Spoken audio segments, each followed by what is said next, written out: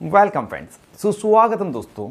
आज के इस वीडियो में हम एक ऐसे इंजेक्शन के बारे में जानेंगे जिसका प्रयोग डॉक्टर द्वारा मरीजों के लिए तो किया ही जाता है, लेकिन इसके अलावा जिम जाने वाले व्यक्ति, रनिंग करने वेलकम फ्रेंड्स, सुस्वागतम दोस्तों।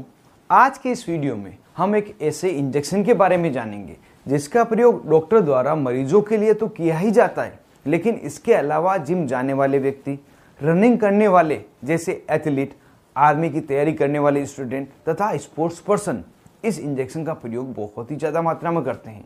लेकिन यह सभी इस इंजेक्शन का प्रयोग क्यों करते हैं? क्या यह इंजेक्शन सभी में सुरक्षित है? नमस्ते दोस्तों। नंडरोलोन डेकोनेट इंजेक्शन एक एनाबॉलिक स्टेरॉयड है जिसे एनाबॉलिक एंड्रोजन स्टेरॉयड भी कहते हैं। ये वे स्टेरॉयड है जो हमारे शरीर में प्रोटीन के लेवल को बढ़ाते हैं, मसल्स में मजबूती प्रदान करते हैं जिससे कि वजन बढ़ता है तथा हड्डियों को भी हेल्दी रखते हैं। यह दवा सिर्फ और सिर्फ इंजेक्शन फॉर्म में ही अवेलेबल है, जो 25 मिलीग्राम, 50 मिलीग्राम, 100 मिलीग्राम तथा 200 मिलीग्राम की अलग अलग स्ट्रेंथ में अवेलेबल है, जिसे आवश्यकता के अनुसार मरीज को लगाया जाता है। यह क्या नाम से मेडिकल स्टोर पर मिल जाता है? अगर इसकी बात करें तो इस इंजेक्शन के कुछ पॉपुलर ब्रांड नेम में जैसे कि Deca Durabolin injection, Deca injection, मेटाडिक इंजेक्शन, डेकापोलिन इंजेक्शन, डीडी इंजेक्शन, इन सभी नाम से यह इंजेक्शन मेडिकल स्टोर पर मिल जाता है। और इसके अलावा भी अगर किसी अन्य नाम से मिले जिसका कॉम्पोजिशन नंडरोलोन डेकोनेट ही हो तो उसको भी आप ले सकते हैं। साथ ही अपने मूल नाम नंडरोलोन डेकोनेट से भी आपको आसानी से मिल जाता है। अब जान लेते हैं इस इंजेक्शन का वास्तविक यूज क्या है और क्यों इस इंजेक्शन को जिम जाने वाले, दौड़ लगाने वाले, खेलने वाले व्यक्ति प्रयोग लेते हैं। तो दवा के रूप में इस इंजेक्शन का प्रयोग डॉक्टर द्वारा उन मरीजों में किया जाता है जिन्हें हड्डियों से जुड़ी हुई समस्या है, जैसे ओस्टियोपोरोसिस नाम की बीमारी। इस बीमारी में हड्डियां कमजोर हो जाती है, हड्डियां खोखली होने के कारण आसानी से टूटने लग जाती है और यह समस्या मुख्य रूप से बुजुर्गों में, जो ओल्ड एज पेशेंट है उसमें होता है। समस्या है जैसे ओस्टियोपोरोसिस नाम की बीमारी। इस बीमारी में हड्डियां कमजोर हो जाती है, हड्डियां खोखली होने के कारण आसानी से टूटने लग जाती है और यह समस्या मुख्य रूप से बुजुर्गों में, जो ओल्ड एज पेशेंट है उसमें होता है और उनमें भी पोस्ट मेनोपॉजल फीमेल में, जिन महिलाओं को पीरियड्स आना बंद हो गए, इनमें होता है। इनके अलावा इस इंजेक्शन का प्रयोग उस समय भी लिया जाता है जब मरीज की किडनी में लंबे समय तक बीमारी रहने के कारण मरीज में खून की कमी हो गई हो, मरीज में एनीमिया हो गया हो, साथ ही किसी मरीज को किडनी फेलियर हो गया हो, तब यूरिया के प्रोडक्शन को कम करने के लिए भी यह इंजेक्शन दिया जाता है। अगर मरीज को अप्लास्टिक एनीमिया हुआ है, जो एक एनीमिया का ही प्रकार है जिसमें ब्लड सेल्स नहीं बनती, तो उस समय में भी इसको दिया जाता है।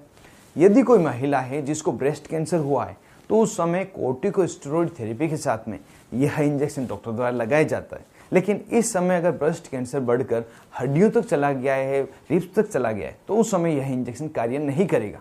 और आज से कुछ सालों के पहले, लगभग 70 के दशक में, इस इंजेक्शन का प्रयोग उन मरीजों में किया जाता था जिनमें ऑपरेशन के बाद वजन कम हो गया हो, उनको ज़्यादा थकान रह रही हो, कमजोरी हो रही हो, या ऑपरेशन के पहले व्यक्ति का वजन बहुत ही कम हो, तो वजन बढ़ाने के लिए भी इसका प्रयोग किया जाता था। लेकिन हाल ही के दिनों में इस तरह का इसका प्रयोग नहीं लिया जाता, परंतु इसी यूज को देखते हुए जिम जाने वाले व्यक्ति, दौड़ लगाने वाले व्यक्ति तथा खेलने वाले पर्सन्स इस इंजेक्शन का प्रयोग करने लग गए।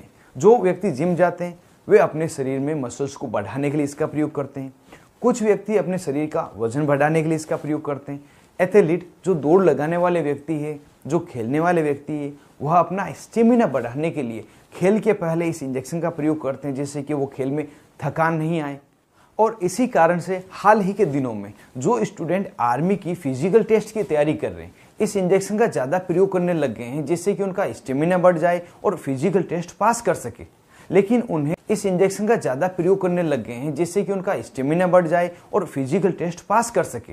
लेकिन उन्हें इस इंजेक्शन से होने वाले घातक दुष्परिणामों के बारे में जानकारी नहीं होती कि इस इंजेक्शन को लगाने पर उन्हें क्या क्या समस्या हो सकती है, क्या क्या घातक दुष्परिणाम होते हैं। उन्हें हम एक एक करके यहाँ पे जान लेते हैं। सबसे पहले तो यह बात ध्यान रखें कि यह इंजेक्शन डोपिंग टेस्ट में पॉजिटिव रिजल्ट बताता है। खेलों में तथा किसी तरह के फिजिकल टेस्ट में सरकार द्वारा इसका प्रयोग लेना प्रतिबंधित है। इस कारण से अगर आप इसका प्रयोग लेते हैं और किसी को पता चल जाता है तो आपका करियर खत्म हो सकता है। इसके अलावा जब इस इंजेक्शन को आप लंबे समय तक प्रयोग करते हैं तो व्यक्ति में कई अलग अलग तरह की समस्याएं होती है, जिसमें हृदय संबंधी समस्या होना, लीवर संबंधी समस्या हो सकती है। साथ ही पुरुषों में जननांगों से जुड़ी हुई गंभीर समस्याएं हो सकती है। इस कारण से इस इंजेक्शन का प्रयोग कम से कम तथा आवश्यकता होने पर ही करें। और अगर आप किसी भी प्रकार के खेल में भाग ले रहे हैं, अपने बॉडी का मसल्स मास बढ़ाना चाहते हैं और इस इंजेक्शन का प्रयोग कर रहे हैं, तो इसके लिए भी ज़्यादा लंबे समय तक इसका इंजेक्शन से होने वाले घातक दुष्परिणामों के बारे में जानकारी नहीं होती कि इस इंजेक्शन को लगाने पर उन्हें क्या क्या समस्या हो सकती है, क्या क्या घातक दुष्परिणाम होते हैं, उन्हें हम एक एक करके यहाँ पे जान लेते हैं। सबसे पहले तो यह बात ध्यान रखें कि यह इंजेक्शन डोपिंग टेस्ट में पॉजिटिव रिजल्ट बताता है। खेलों में तथा किसी तरह के फिजिकल टेस्ट में सरकार द्वारा इसका प्रयोग लेना प्रतिबंधित है। इस कारण से अगर आप इसका प्रयोग लेते हैं और किसी को पता चल जाता है तो आपका करियर खत्म हो सकता है।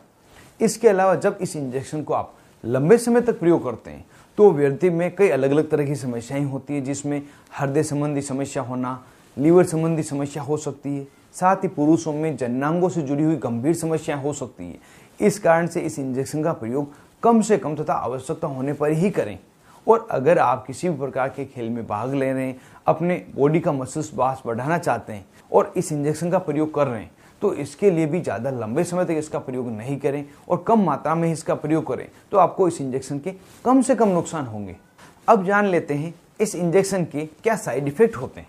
तो इस इंजेक्शन के साइड इफेक्ट इंजेक्शन की जो डोज है तथा जो इंजेक्शन की ड्यूरेशन है, मतलब कितने लंबे समय तक इस इंजेक्शन का प्रयोग किया गया है, इस पर निर्भर करता है। लेकिन जो सामान्य साइड इफेक्ट दिखाई देते हैं उनको हम जान लेते हैं। उसमें महिलाओं में जब लंबे समय तक इसे दिया जाता है तो उनकी आवाज़ का मोटा हो जाना, चेहरे पर बाल उग जाना, महिलाओं के मसल्स का स्किन का टाइट हो जाना, यह समस्याएं होती है।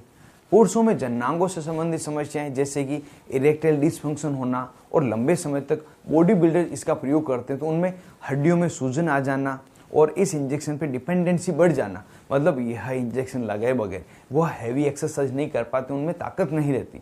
साथ ही टेस्टिस की साइज का छोटा हो जाना, लीवर संबंधी समस्या होना, यह सभी इसके साइड इफेक्ट हैं। और तुरंत देखे जाने वाले साइड इफेक्ट में नोजिया होना, वोमिटिंग होना, व्यक्ति को सिर दर्द होना। अगर किसी भी प्रकार के साइड इफेक्ट मिले तो तुरंत ही आप अपने डॉक्टर से संपर्क करें, जिससे कि आपको प्रॉपर इलाज दिया जा सके। अब वीडियो के लास्ट में जान लेते हैं कि इस इंजेक्शन की क्या डोज होती है, किस तरह से इसको लगाया जाता है। तो यह इंजेक्शन सिर्फ और सिर्फ IM इंट्रामस्कुलर रूट द्वारा लगाया जाता है और इसे ग्लूटियल मसल्स, कुल्हे के मसल में लगाया जाता है। यह इंजेक्शन ऑयली बेस होता है। इस कारण से इंजेक्शन लगाने के बाद उस साइड पर कुछ देर आपको दर्द हो सकता है। इस इंजेक्शन की डोज मरीज से मरीज अलग होती है, जो 25 मिलीग्राम से लगाकर 50 मिलीग्राम हो सकती है। इसे हफ्ते में एक बार लगाया जाता है और इस इंजेक्शन की 3 या 5 डोज लगाई जाती है, जिससे कि अच्छा फायदा हो जाता है। और यदि कोई गर्भवती महिला है या ब्रेस्ट फीडिंग मदर है या कोई छोटा बच्चा है तो उसे यह इंजेक्शन नहीं लगाया जाता है। तो इस तरह से हमने नैंड्रोलिन डेकोनेट इंजेक्शन के बारे में पूरी जानकारी